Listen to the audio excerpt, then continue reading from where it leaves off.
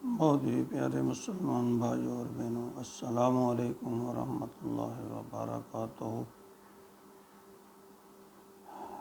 آپ دیکھ رہے ہیں میرا یوٹیوب فیس بک چینل پیام اسلام، اور میں غلام مصطفیٰ ہوں۔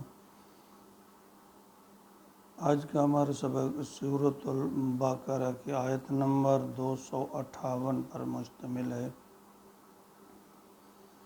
اعوذ باللہ من الشیطان الرجیم، بسم اللہ الرحمن الرحیم۔ الم تر الی الذی حاج ابراہیم فی ربہ ان آتاہ اللہ الملک اذ قال ابراہیم ربی الذی یحیی ویمیت قال انا احیی وامیت قال ابراہیم فإن اللہ یأتی بالشمس من المشرق فأت بها من المغرب فبہت الذی کفر واللہ لا یہدی القوم الظالمین۔ اس آیت مبارکہ میں اللہ رب العزت اپنے پیارے نبی ابراہیم خلیل اللہ کا تذکرہ فرما رہے ہیں، جس کی گفتگو وقت کے بادشاہ نمرود سے ہو رہی ہے، جو ایک طاغوتی طاقت تھی اور اس نے خدائی کا دعویٰ کر رکھا تھا اور اپنے اقتدار کو وہ مطلق سمجھتا تھا، یعنی اختیار مطلق سمجھتا تھا۔ بابل کا بادشاہ جو ہے وہ نمرود تھا، بابل یعنی عراق۔ تو ذہن میں رکھیے کہ نمرود ایک لقب تھا، نام نہیں ہے، جیسے فرعون مصر کے بادشاہوں کا لقب تھا۔ حضرت ابراہیم علیہ السلام کی پیدائش عراق کے ایک شہر اور میں ہوئی، جو بابل اس وقت کہلاتا تھا، موجودہ عراق، اس کا یہ شہر تھا۔ ایک فرعون اور پھر اس کے بعد یہ نمرود، یہ دونوں خدائی کا دعویٰ کرتے تھے اور اپنی اقتدار کو، اپنی بادشاہت کو یہ اختیار مطلق اور اپنے آپ کو رب ہونے کا دعویٰ کرتے تھے کہ وہ جس چیز کو چاہیں درست قرار دے دیں، جس کو چاہیں غلط قرار دے دیں۔ تو حضرت ابراہیم علیہ السلام کے ساتھ ان کا یہ مذاکرہ ہے کہ الم تر الی الذی حاج ابراہیم، کیا تو نے نہیں دیکھا اس شخص کو، حاج ابراہیم فی ربہ، جس نے اپنے رب کے بارے میں حجت بازی کی، ان آتاہ اللہ الملک، کہ اس کے رب نے اسے عطا کر رکھا تھا ملک، سلطنت، بادشاہ۔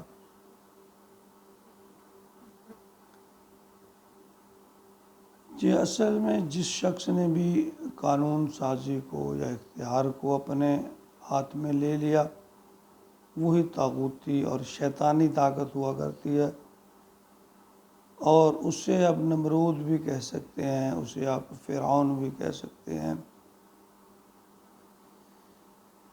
یعنی فرعون اور نمرود نے یہ دعویٰ تو نہیں کیا تھا کہ میں دنیا کو پیدا کرنے والا ہوں، لیکن وہ یہ کہتا تھا کہ میں ان سب کا مالک ہوں، رب ہوں، میرا اختیار ہے۔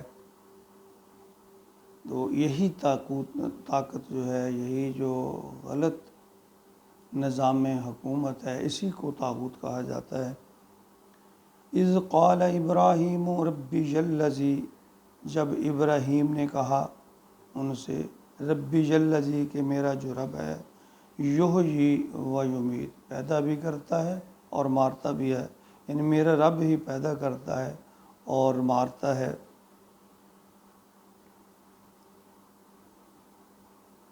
قال انا احیی و امید، کہنے لگا میں بھی کر سکتا ہوں کہ میں بھی زندہ کرتا ہوں، احیی زندہ کرتا ہوں، و امید اور مارتا ہوں، یہ تو میں بھی کر سکتا ہوں۔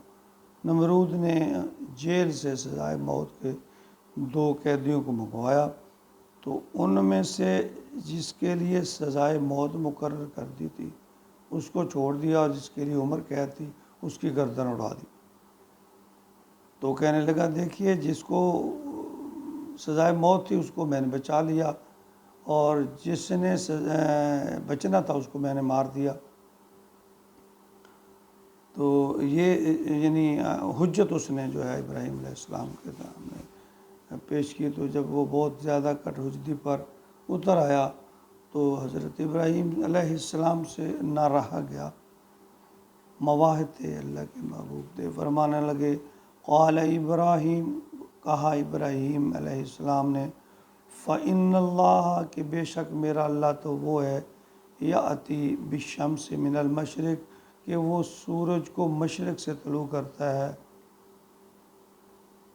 فأتی بہا من المغرب، اور اگر تو خدا ہے، خدائی کا دعویٰ کرتا ہے تو سورج کو مغرب سے نکال کر دکھا۔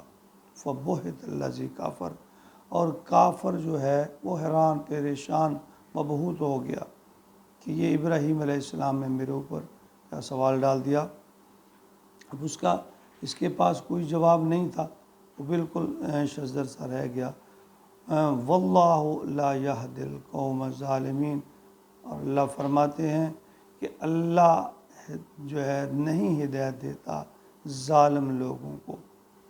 یعنی یہ اللہ کا ایک قانون ہے کہ وہ ہدایت اس انسان کو عطا کرتے ہیں جو تمنا کرتا ہے سیدھے راستے پر چلنے کی، اس کے اندر تڑپ خواہش آرزو ہوتی ہے، اللہ اس کو سیدھا راستہ دکھاتے ہیں، اس کے لیے پھر سیدھے راستے پر چلنا، صراط مستقیم پہ چلنا آسان فرما دیتے ہیں۔ اور جو اپنے ہٹ درمی، گھمنڈ، غرور اور صرف اپنے آپ کو ہی یہ کہے کہ میں ہی سب کچھ ہوں، تو اللہ فرماتے ہیں یہ ظالم لوگ ہیں، اور ظالم جو لوگ ہیں اللہ فرماتے ہیں ان کے لیے میری ہدایت نہیں ہے۔ جو جھک گیا وہ کامیاب ہو گیا، اور جو اکڑ گیا، تکبر کر گیا، وہ ناکام و نامراد ہو گیا۔